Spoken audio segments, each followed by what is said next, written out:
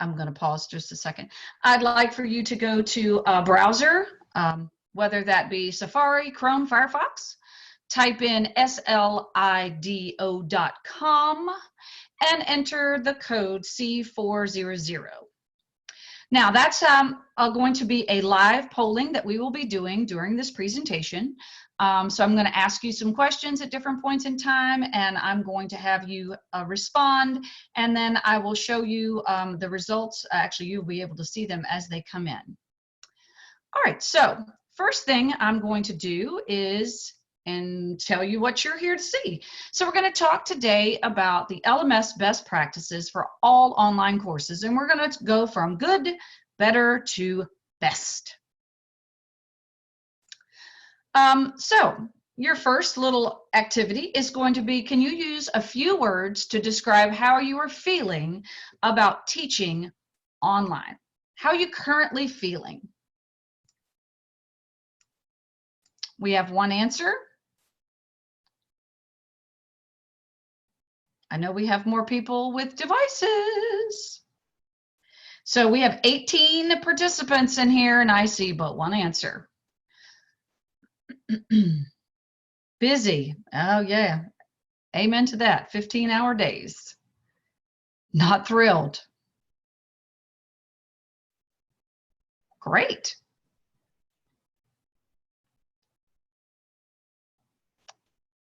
Yes. So with this add-on that I'm using in Google Slides, you can see that you can do a word cloud, and the word that gets used the most gets bigger and bigger and bigger. All right. So thank you for participating in that, and keep that mobile device handy. All right, so my name is Paige Durham, obviously, and I'm the instructional designer at Germanna. And in our chat, who's going to be helping answer all of your questions is Terry Milroy, who is Coordinator of Education Technologies for Southside, and Forrest Smith, who is our own LMS administrator.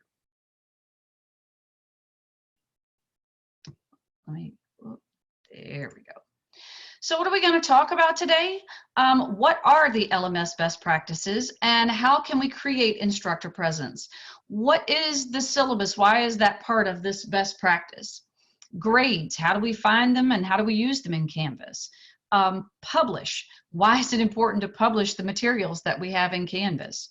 And then we're going to go on to better, and we're going to talk about discussion boards, and then we're going to talk about the best, using Studio or Zoom, collaborations, calendar, and attendance.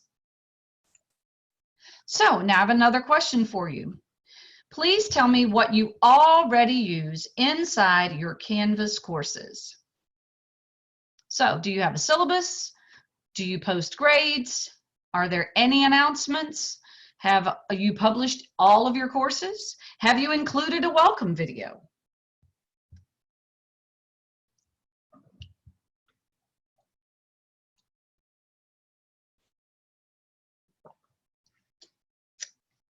All right. I'm delighted to see that everybody that answered has syllabus, grades, announcements, and their courses published. And those of you that answered, I hope that you will consider adding a welcome video to your bag of tricks. All right, so now let's take a look exactly what I'm talking about. So the ELIT, which is a state committee, came up with some best practices that were taken to ASAC, and that's the committee that all of the VPs are on. And we helped make the recommendations based upon research. So then we took and made it into a handy dandy graphic. So for example, instructor presence. Well, what is it? Well, it's a welcome announcement. An instructor bio, and that's not the information such as your contact information, like a bio, like who you are, what do you like, and a little bit about you, as well as contact information and office hours. It also included an instructor interaction plan. So for example, that instructor interaction plan should say, you know, how many times are you going to ask students to meet you online? Or how long will it take you to respond to their email? Or what kind of synchronous activities are you requiring in your class? And if they're not allowed to attend, what is the alternative to that? The next thing we discussed was grades. So having your grades inside of Canvas and using the LMS gradebook and posting grades in a timely manner. Well, what's a timely manner? A timely manner is approximately 7 days from the date that the due date that was assigned.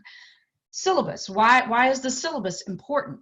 And using the Canvas syllable tool, and how the syllabus is a roadmap, or should be a roadmap, to student success, as well as the course expectations and guidelines. And then, of course, the key to all of that is if your students can't see it because it's not published, then all of the work that you have done isn't going to help them at all. So publishing the course and all of the components of the course. So now we're going to talk about good. Instructor presence. What is it? Well, it's a faculty welcome announcement. It's a information about you. It's your contact information, which is probably found in the syllabus, your office hours that can be found in the syllabus and in your instructor information. Plan for interaction, that's probably going to be in your syllabus. Personal feedback and how it's going to be, where they're going to find it. Is it going to be in Canvas? Are you going to put information on top, on an assignment, or are you going to leave it in the comments? And be a participant in your course. Online learning is not just post everything and then show up at the end and grade everything. Those are correspondence courses, and according to the body that accredits, given our accrediting body, that is not what an online course can be. An online course is not a correspondence course. Provide your own videos for material. So make your own videos for things that you want your students to learn, and show you demonstrating whatever it is you're trying to get them to do. Being clear with your expectations for assignments, and also making sure that if you can use a rubric, or you haven't used a rubric, that you might want to think about using them, because that makes the expectations for assignments very clear. Being human. And that's a key, that being online, our students want to know that they're not being taught by a machine, they're being taught by a human. So what tools do we have in Canvas that will allow us to do those things? We have announcements, we have a syllabus, we have Studio, which allows you to show your camera or your screen, a Start Here, Begin Here module, so students know exactly what to do when they begin. A faculty information page that contains more than just your contact information and office hours, and an introduction discussion. So how are you going to get to know your students now that you're in this new online world? So for your first activity in your Canvas course, I'm going to ask you to go and check out your welcome announcement. But now that we're into a new learning environment, I'm going to ask you to think about posting a re-welcome to all of your face-to-face students. So you're going to think about, what do you want to say to them? You don't have to do this right now. You can do it later, of course. You're going to think about, what do you want to say to them? You want to be honest, and you want to be open with them. You also want to be flexible, and you want that flexibility to come through in this new re-welcome announcement. You also want to talk about your new preferred communications. How's the best way to get in touch with you now? It's probably not going to be a phone. It's probably going to be some kind of electronic option. Is it going to be email? Is it going to be the Canvas inbox? So you also want to talk about how your office hours have changed, or if they haven't changed, where they can find them now. You're going to also put some images in there to make it more like you. And I would also like for you to include some kind of a new interaction plan. So I'm going to leave this slide up here for a minute.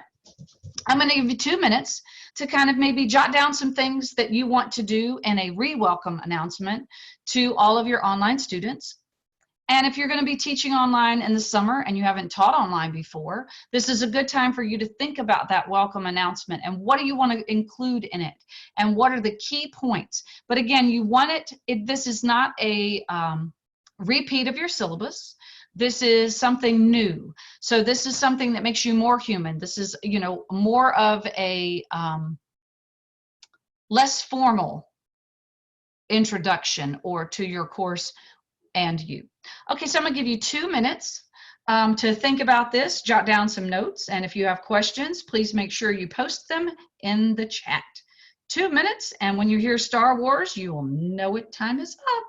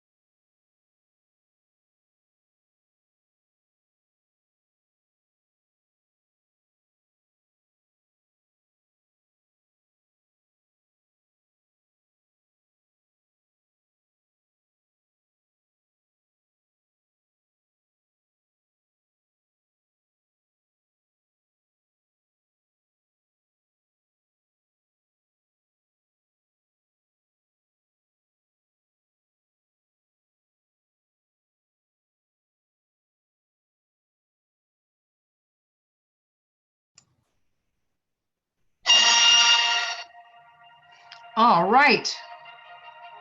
So 2 minutes is up. Now let's take a look at a Canvas course and that announcement area.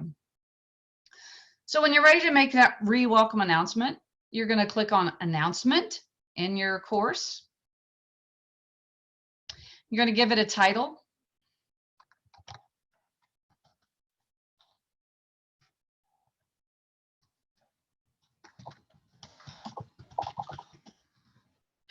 You're going to put some information in here. You know, maybe, I don't know, I would begin personally with a picture. So I'm going to click on this little image button here, and I'm going to click on upload image, and I'm going to choose Unsplash, and I'm going to put something. Let's see. I'm going to put a rocket in here and see what I come up with. Because this is a rocket, it reminds me is taking us to a new world. Actually, I'm probably feeling more like the little space guy. So I'm going to click on this and click submit. Now, if you saw that, that was going to be a huge picture, but I can make that picture any size I want. Just click and drag. So then I'm going to put some picture in there, and I'm going to put some information, some whatever. And I'm going to be very human. You know, some of you all use the words that you were apprehensive maybe a little bit about online learning, or you weren't thrilled. But remember that this is an experience that our students may not have had before, and they may be feeling the same way. And by identifying those things in ourselves to our students, it makes us much more human and much more connected with our students, even though we are now connected in a virtual world. So if you notice here at the bottom, you do have some options. You can delay it. You can allow users to comment, but I'm just going to click save. So now I've made this new announcement, and my students who have their notifications turned on are able to see that there's a new announcement welcoming them to our new world. All right, so let's go on.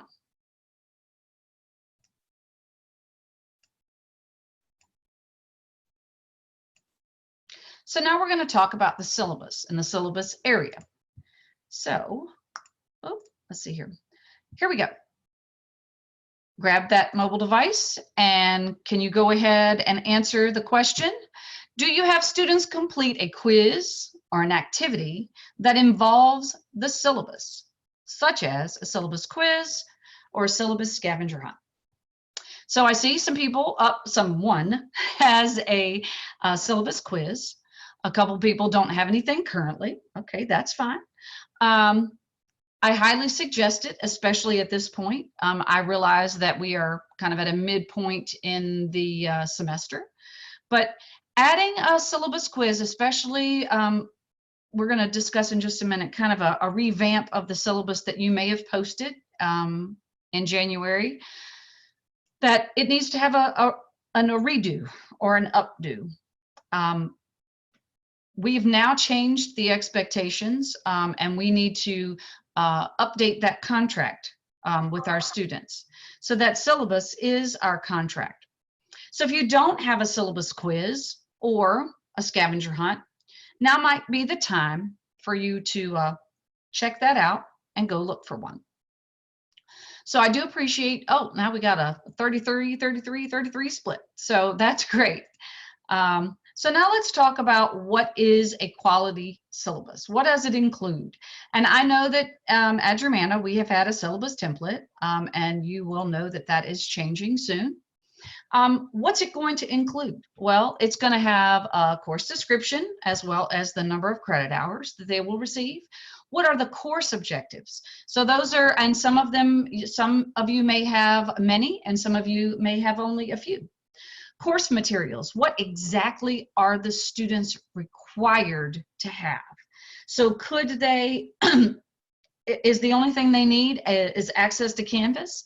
And also when you're thinking about these things, you need to make sure that you realize that some of our students, their handheld mobile device is the way that they will be connecting with you for a majority of their time when they're online. The contact information, a name and a photo. Students want to know who you are, what you look like. It can be a funny photo, and I would suggest that myself. Class location. Well, class locations are now going to obviously all be online. Where's that office hour? How do they get to it? I'm sure it's going to be a Zoom room. So what do they need to click on, and where are you putting that link for them to join you? Are you putting it inside the course? Are you putting it on the calendar? Those are things to consider. How are students going to contact you? Phone, email, Zoom link. You're going to talk about prerequisites. You're going to talk about the organization of the course. Is it laid out in units? Is it laid out in weeks? Is it laid out in modules? The way it's not laid out is that they're going to click on a button for a discussion, and then they're going to click on a different button for an assignment, and then they're going to click on a different button for a page. That's not how we want our course organization to be. So we want it to be very linear. So we want to think in a module, we want to think of a page that has everything on it. And I'm going to show you some examples in just a second. You still want to include a college closing plan. Yeah, we're all online right now, but who knows what can happen? But you do want to have a plan. So how are they going to know what your requirements are? A grading policy and scale, if it's different, and it needs to be very specific, and within that, it needs to say how long you think you're going to be in order for them to see a grade. The other thing is, what are you going to say in a discussion board? Is it for grade? If it's graded, how is it graded? Are there requirements beyond, I just have to make an initial post? We're going to talk about course activities. What are you doing with late work? And now that we're in this world of online learning, hard, fast due dates may be something that we just can't use. Maybe that's a good guideline to go by, but punishing students who may not have internet access or don't have a computer, and we are, these hard and fast dates. I mean, our government just changed our tax day. So there's no reason that due dates have to be the only exception, the only time you will take work. So we want to talk about incomplete grades and class withdrawals. And we also want to make sure that they know where the institutional policies are located. So I'm going to take you to a Canvas course.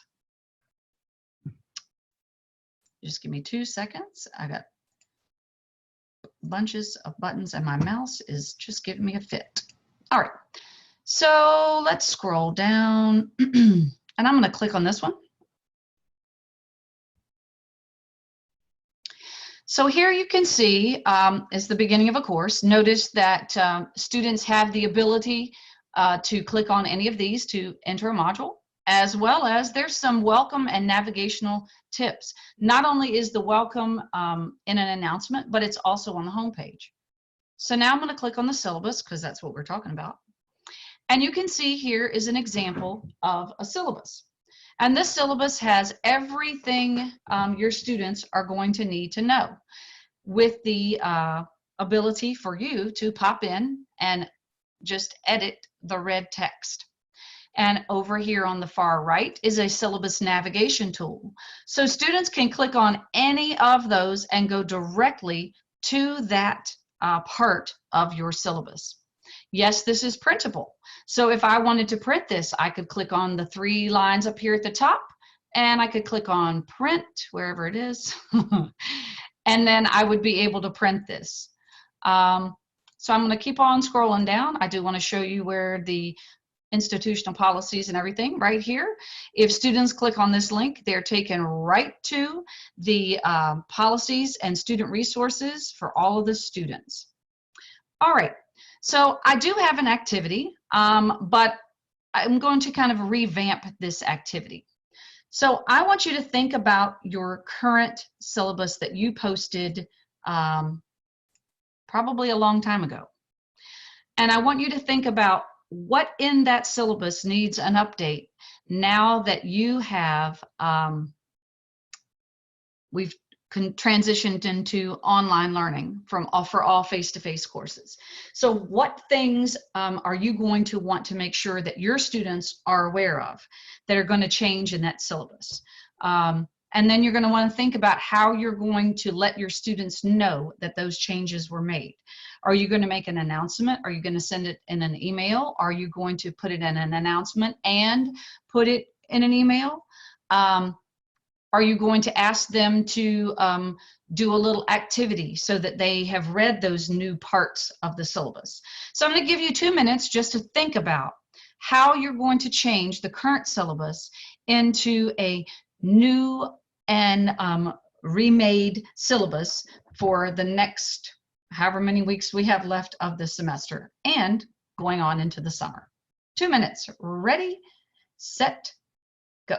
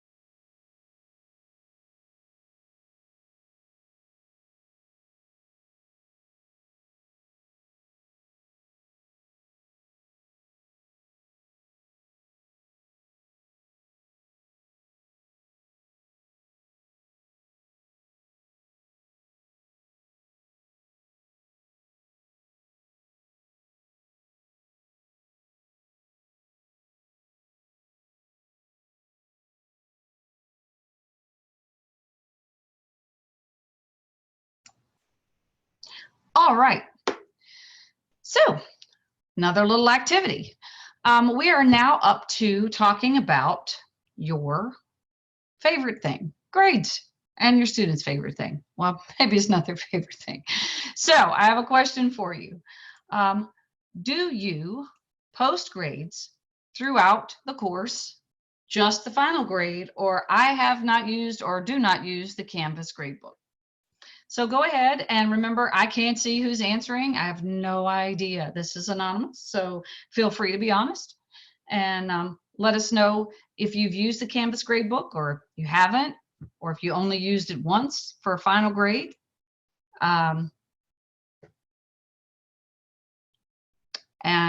Then we're going to talk about some new ways to reimagine the gradebook and why it is important for students. They do like to know how they're doing. All right, so a few of you have answered, which is good. Now we're going to talk about those Canvas grades. So in the gradebook, you can view things in many different ways. You can have an individual view, so by student or assignment. You can have gradebook. You can have the history. You can arrange the gradebook. You can filter the gradebook. You can move the columns around. You can also have extra columns for notes. And also you would have the ability to see anything that is unpublished. So why is the online gradebook important? So it's important for students to be able to see their progress. They can't know what they're not doing well in if they don't have a grade and receive feedback. It also allows them to get that immediate result so they know what they missed when they took the test or when they wrote the paper. It also allows them to access their grades at any time, anywhere. It also keeps them from emailing you constantly, asking you to hand calculate what's their grade. What do I need, especially toward the end of the semester, in, well, what do I need to pass this class grade? It improves their performance because they can still see, they still know what they were assessed on and how they missed the mark if they didn't get something right.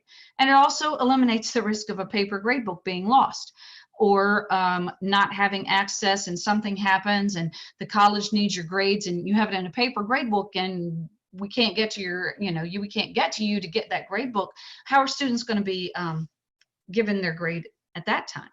So for instructors, it'll make your life a lot easier. It allows you to have multiple locations to access that material.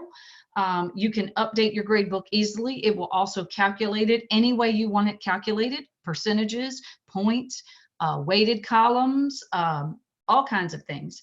It also keeps track of who turns things in on time or whether or not it was late.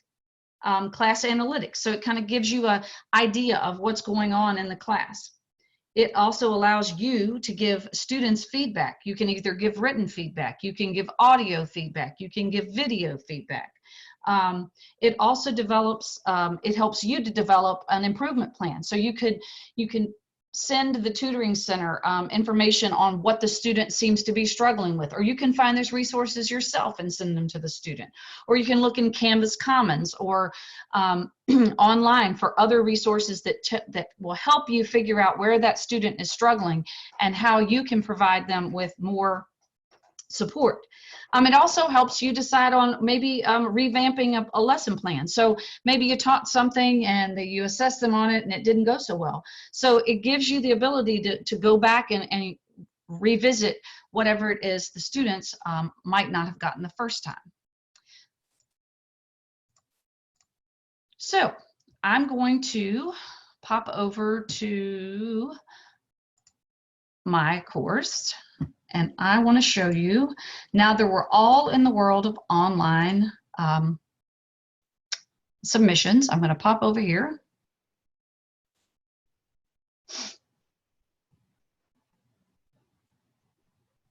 And I'm going to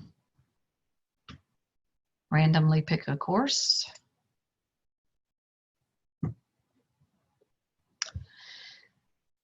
Now that we're going to online assignments, I wanted to take a minute and make sure that everybody was aware of the differences.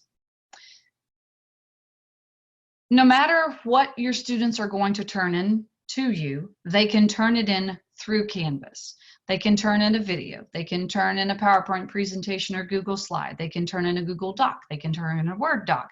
They can turn in text. There are many options for them to turn in their assignments. So I'm going to click on Plus Assignment.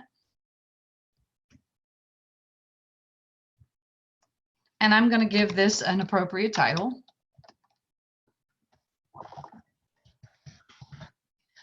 And I'm going to give this some instructions.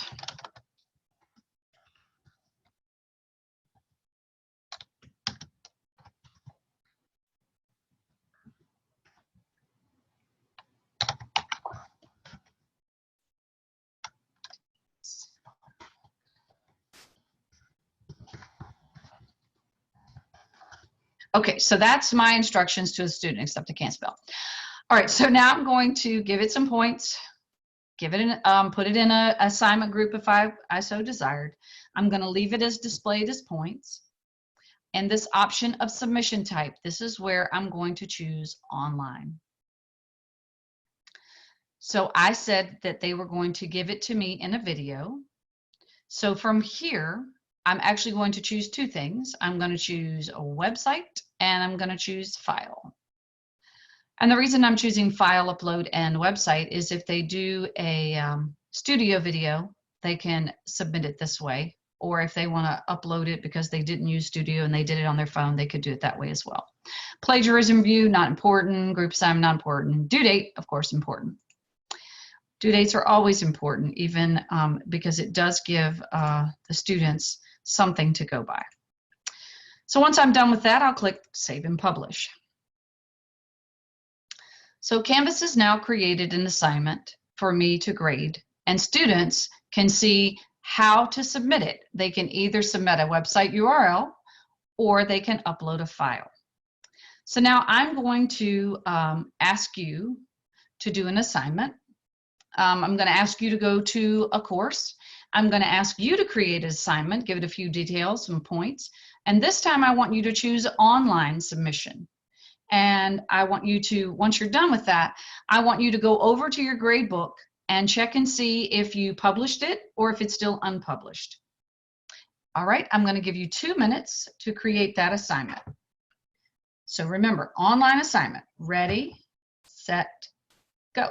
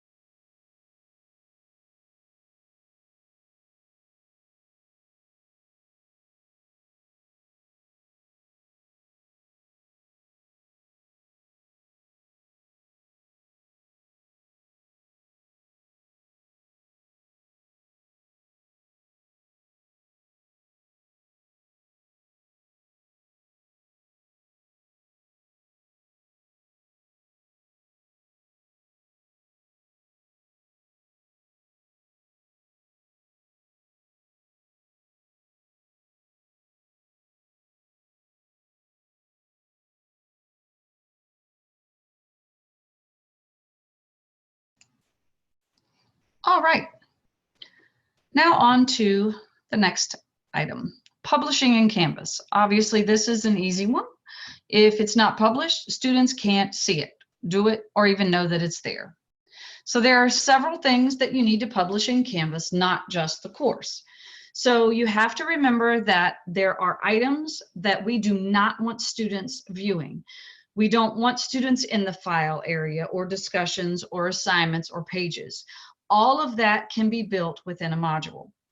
However, the module must be published, and the items within the module must also be published. So whether it's a link or a page, a quiz, assignment, a discussion, or an external tool, all must be published. And then on top of that, you must publish the whole course or they can't see anything. Couple things to note. Once students have submitted anything in a course, you cannot unpublish it. The best practice, if you are finished with a class and you don't want the students to see it any longer, is to go to the settings and make sure you have a start and end date, and then check the appropriate boxes. Students can only participate in the course between these dates, and then restrict students from viewing the course after the end date. So what am I talking about? So if you go to your course settings and you click on it,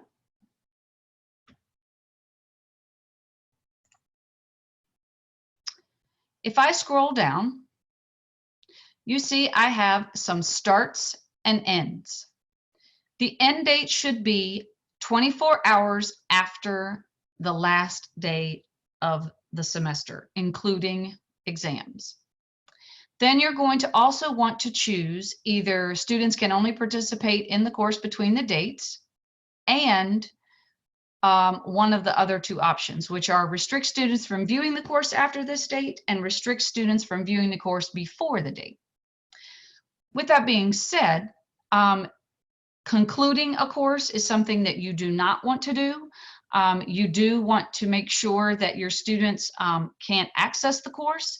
However, if you choose to use the participate as the only option, your students would be able to see things, they just couldn't actually do anything in the course. So now it's time for another activity. I know that was a very short time for me talking, but that's okay.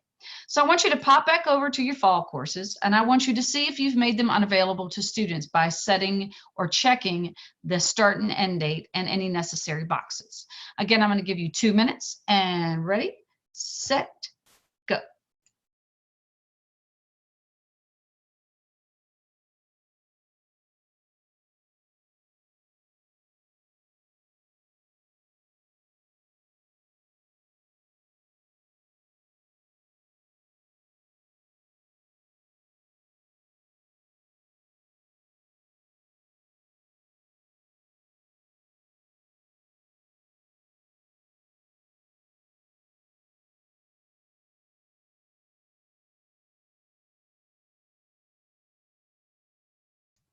All right, that wasn't really 2 minutes, but if you didn't get a chance to finish this activity, you can always go back and check later. All right, so those are all things we call good. So we'll go to now move up the step, and we're going to go to better. Better best practices. So students should be introduced to the course and how to get started. Well, guess what? We all need to redo this again, because now we have to reintroduce our students to the new way they're going to learn in our course. You're going to put in any dates and times of campus meetings. Obviously, we're not having campus meetings, so that's going to change to put in dates and times of any online meetings. And remembering that you cannot require students who may not have the best access to show up for something in an online meeting. But if you record it, they can always view it later. Weekly announcements should be used, especially now.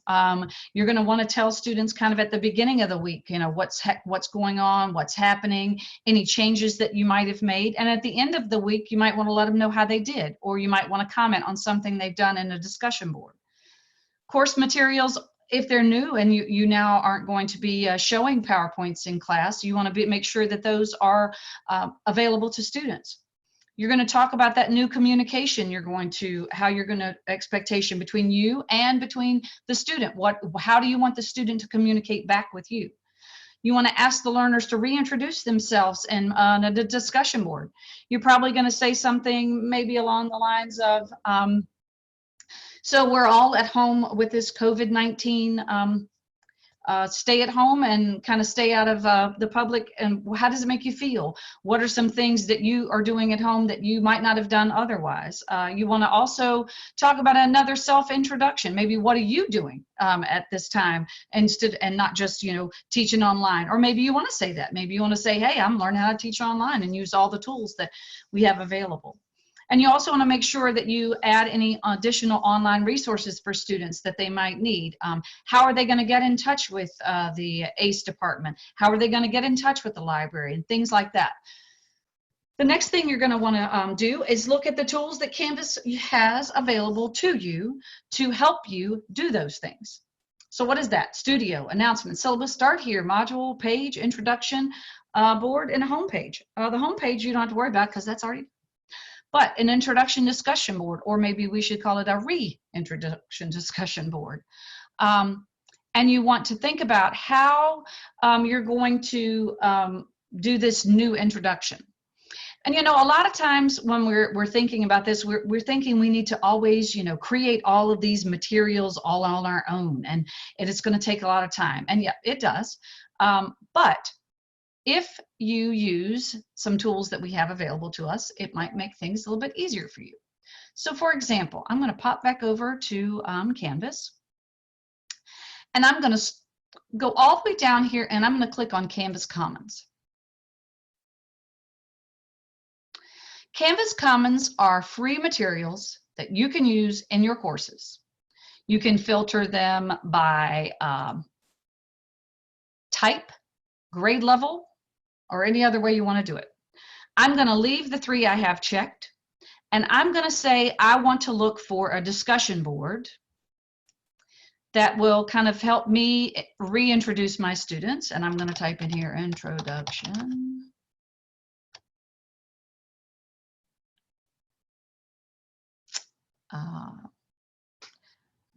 And we'll say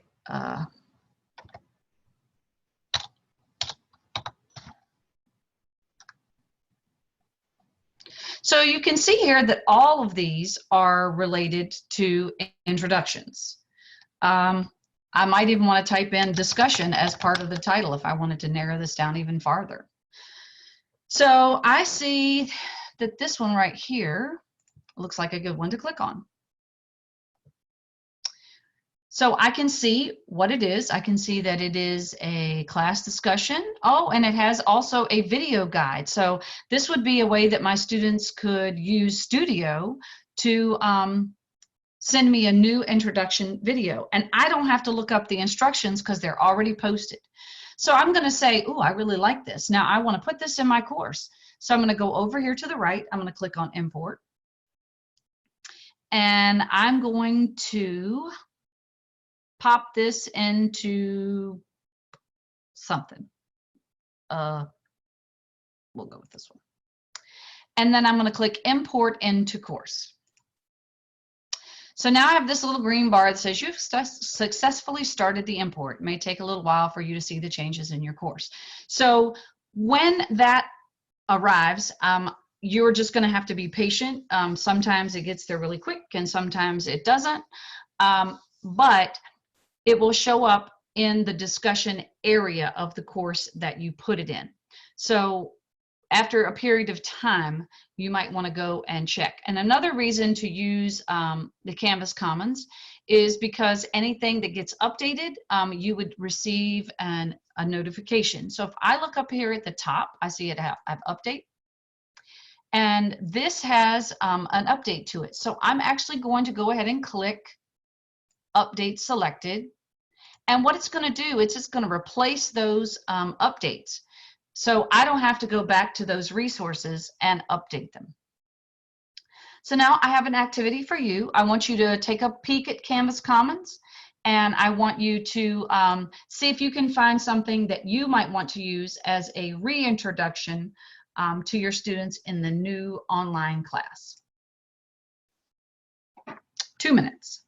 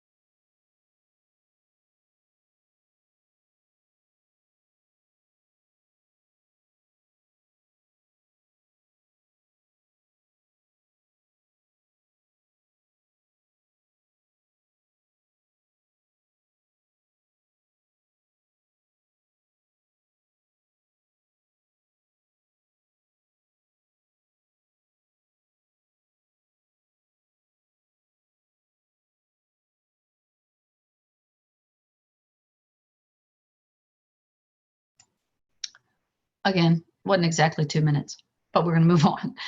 I don't want to run out of time.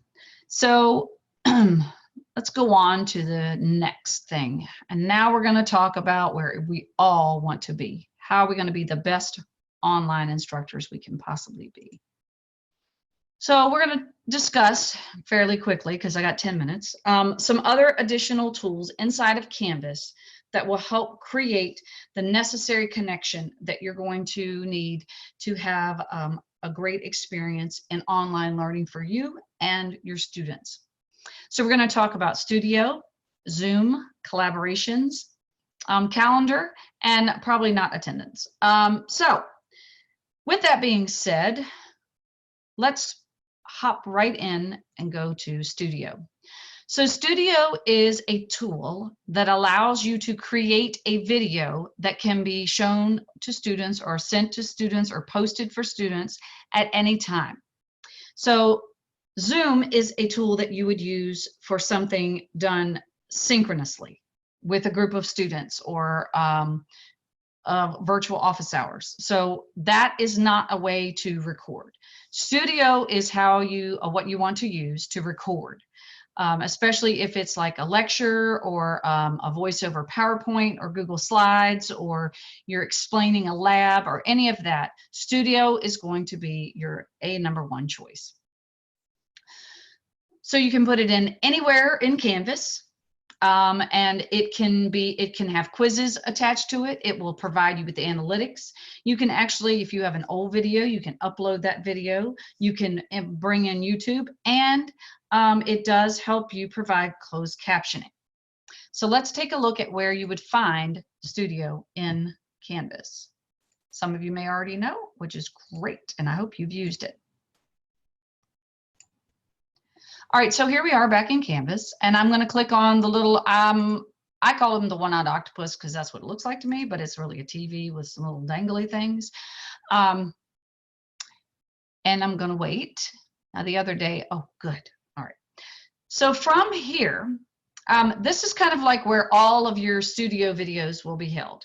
No, there is no folder option. However, if you click on the hamburger icon, which is the 3 lines up here on the left, you can sort the videos by class. So you can sort them even though they're not in folders. So let's talk about how we make that video. So first of all, this is a very quick Studio lesson. So if you have questions on Studio, there is a webinar next week only dealing with Studio. Click on record. I'm going to choose screen capture. It's going to do a little spinny. Maybe do a long spinny. I'm asking a lot of my computer right now. And then a box is going to show up. So you can see it's kind of black and white, and you can see that anything inside this box is actually going to be what records.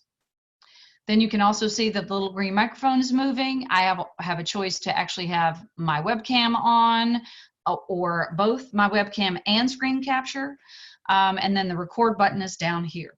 So those are that's how you basically get to Studio.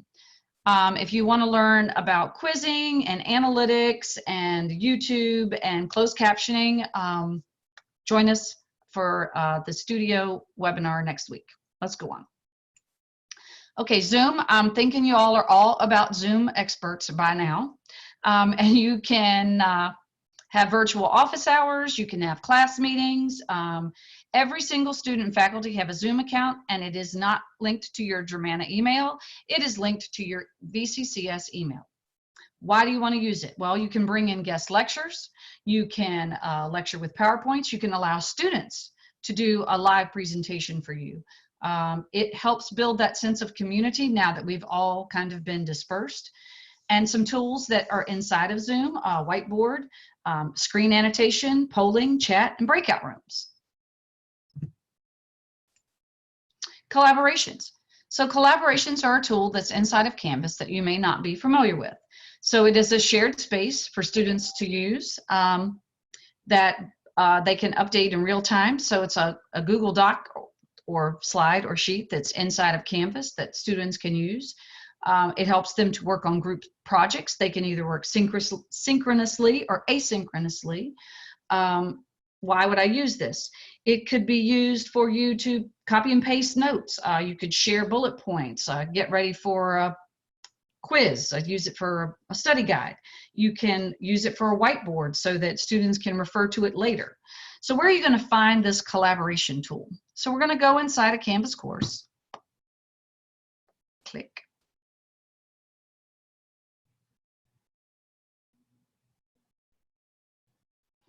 And right here in your menu is collaborations. So you can see that I've already made a few of these. We're just going to go with the Star Wars Best Movie. And if I wanted to add a new one, obviously I click on the plus collaboration, and I'm going to choose Google Apps. And this is going to be tied to anything that, well, not anything, but this is going to be tied to my Google Drive, not my personal one. So there's a document, a name,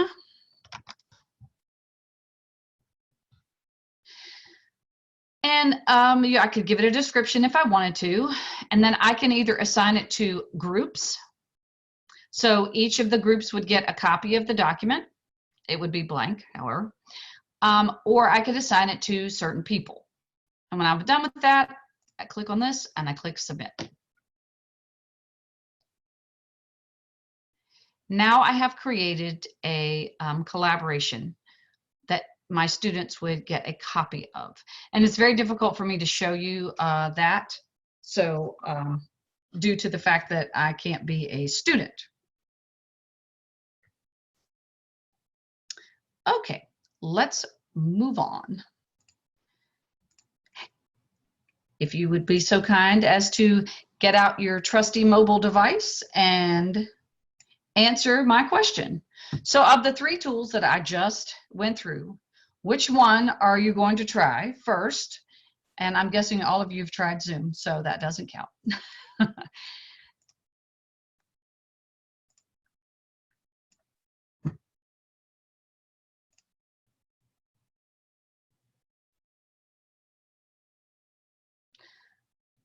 Studio will become your very new best friend. You will love it.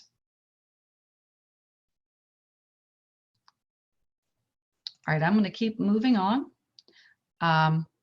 so that I don't miss anything and I don't keep you longer than my scheduled time. All right, so now we're going to talk about calendar and why the Canvas calendar is so important. You can import your Canvas calendar into your Google Calendar if you so desire. The slide deck will be available to you. It already is available to you on a website, which I will give you in just a few minutes. So events, appointments, and due dates can be added to the Canvas calendar. I'm going to talk very quickly about how you can use the Canvas calendar and Zoom to set up virtual office hours so that students would actually be able to click on an appointment so you would know that they were coming and they would receive a notification as well as you would receive a notification.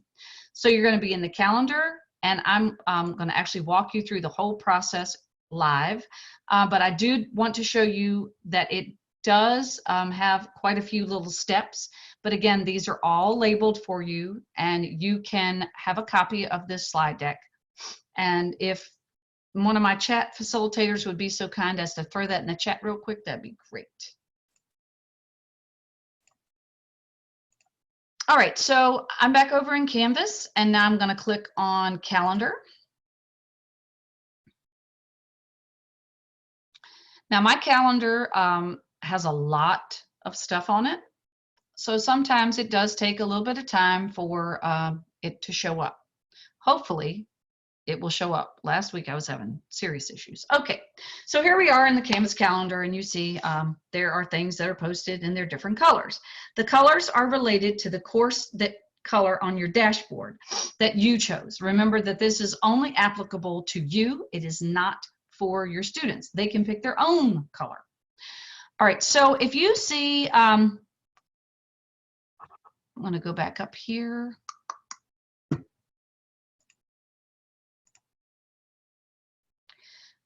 And I'm going to scroll down a little bit. So if you notice, you see these Zoom meetings and you see a couple of them are kind of faded and then some of them are much darker. These were Zoom meetings that I scheduled in January with my class. What I asked them to do, this was their first quote unquote proctored assignment. They had to show up and say hey to me using Zoom, and I will say out of 28 students, 25 of them participated, and a majority of them did use their phone, which is fine. But once I created these, I could also see this is an available slot. If I clicked on group details, now it shows you all of the slots that were available. I noticed that there are multiple days. It said the time slots were 30 minutes.